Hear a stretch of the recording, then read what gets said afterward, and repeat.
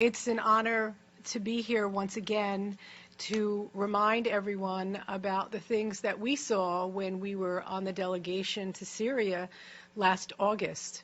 We came away understanding that what's happening in Syria is criminal. I came back here as an American feeling disturbed and ashamed of what my government is doing and continues to do. We are heading a coalition of governments whose intent is to make the Syrian people suffer and remove their duly elected president. I think at this point most people understand that it is not the civil war that we are being told in the media. It is a proxy war. There are foreigners and people who are being paid and supported militarily, financially, to create the discourse and the suffering that we have been seeing in Aleppo and other places. It was clear to us from the meetings that we had that most of the Syrian people support Assad. And in fact, in all of our meetings, we didn't come across anyone who wasn't in support of Assad. There were people who were maybe critical of some things, but not everyone is unified. And regardless of religion, area where you live, regardless of any divisions that we in the United States like to use, labels we like to use to divide people, people in Syria are Syrians first. And they support Assad. They are looking to him to continue to lead the Syrian Arab army, to take back whatever places have been destroyed or stolen from them by foreigners.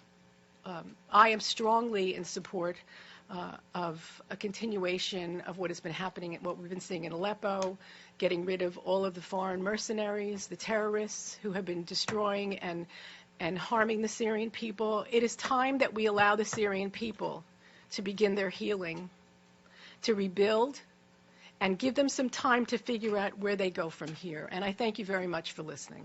I've been to Syria 6 times since 2014, 2 of which were with international delegations, and 4 times were independently on a visa I applied for, paid for, and waited for. And I mention these because I think it's important people realize wherever I've gone, I've spoken in Arabic to the people I'm speaking with. What Donna, what Sarah have said, that the people support their army and government is absolutely true. Whatever you hear in the corporate media is the complete opposite. And on that note, what you hear in the corporate media, and I will name them, BBC, Guardian, New York Times, etc., on Aleppo is also opposite of reality.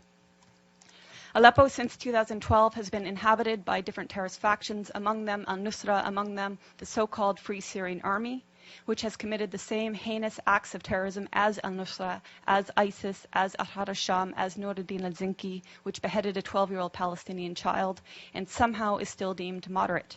What we've been hearing in the corporate media is not depicting an accurate image of what's happening in Aleppo. The corporate media is saying that the Syrian army is attacking people, and until today, the corporate media is maintaining this, even though the exact opposite is true. I would ask you to follow the voices of people in Syria who, like my colleagues here said, they want you to speak the truth. They're tired of lies. They're very well aware of the lies that our media is purporting and that our human rights groups are purporting. They want an end to the violence. They don't want this war to continue. They didn't ask for this war. But as my colleagues stressed, Syria is a sovereign nation. It has the right to fight against terrorism. And we know that 101 of 193 UN member states have sent terrorists to Syria to slaughter and destroy.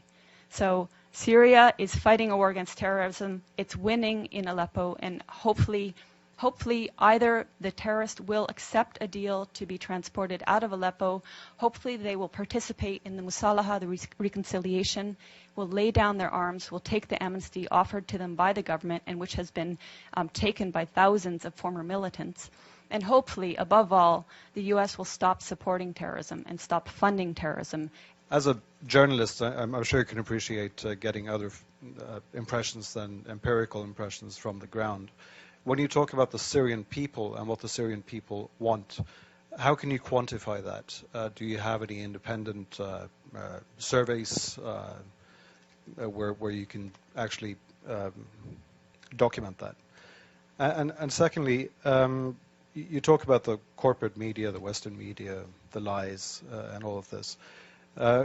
Could you explain what you think might be the agenda from us in the Western media, and why we should lie, why the international organizations on the ground should lie, why we shouldn't believe all these absolutely documentable facts that we see from the ground. Let's start with your second question. So, international organizations on the ground. Tell me which ones are on the ground in eastern Aleppo. Yeah, okay, I'll tell you, there are none. There are none. These organizations are relying on the Syrian Observatory for Human Rights, which is based in Coventry, UK, and which is one man. They're relying on compromised groups like the White Helmets, which, let's talk about the White Helmets. The White Helmets were founded in 2013 by a British ex-military officer. They have been funded to the tune of $100 million by the US, UK, and Europe and other states. They purport to be rescuing civilians in eastern Aleppo and Idlib, yet no one in eastern Aleppo has heard of them. And I say no one, bearing in mind that now 95% of these areas of eastern Aleppo are liberated. As for your agenda, not your, but the agenda of some corporate media, it is the agenda of regime change. How can the New York Times, I was reading it this morning, or how can Democracy Now!, which I was reading the other day, maintain until this day that this is a civil war in Syria?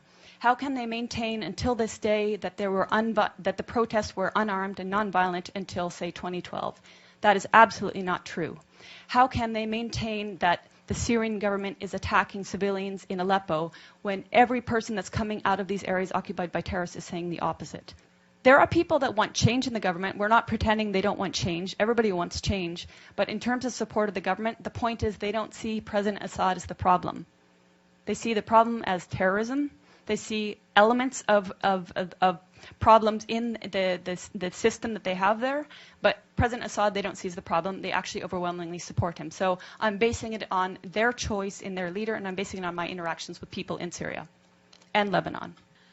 Just to say, on my own previous trips to Syria, the most difficult thing is to come back to the United States with a message on the role of the U.S. war and the way in which the United States has instigated through many criminal alliances this war on Syria, this effort to completely destroy Syria. So whether it's in Syria or Iraq or Afghanistan or Libya, and we can see the horror of U.S. orchestrated bombing and destruction, what's called regime change. That's far too polite a word. It's really creating total chaos and pulling down a government and leaving behind a divided ruin.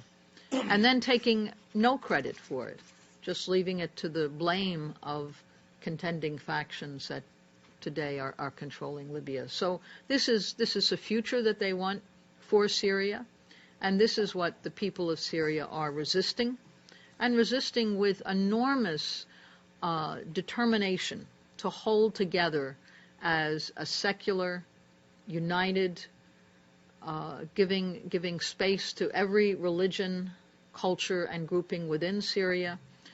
That's quite an accomplishment, and calling on and gaining assistance from other countries, which Syria, as a sovereign nation, has every right to do. On the other hand, the U.S.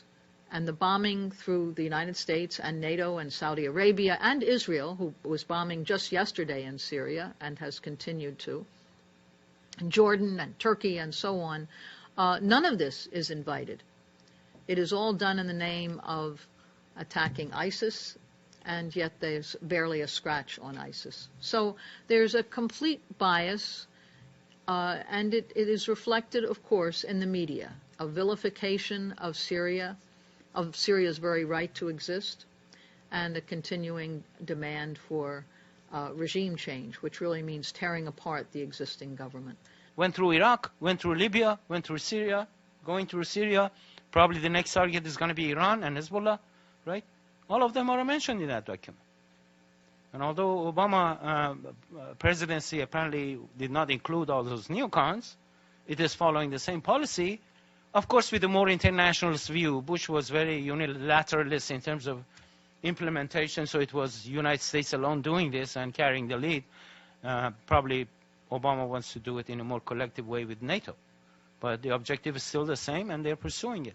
And let us not forget that the precondition for making such a thing happen and implementing this general policy requires total support of the media for demonization of the leaders that they want to bring down. And the media has played that role consistently from the beginning. And that's what they're doing. And what Eva was describing and Donna was describing and others is testimony to this integral role of the media in this imperialistic project that is going on. And there must be an end put to it. And this is what we are trying to do.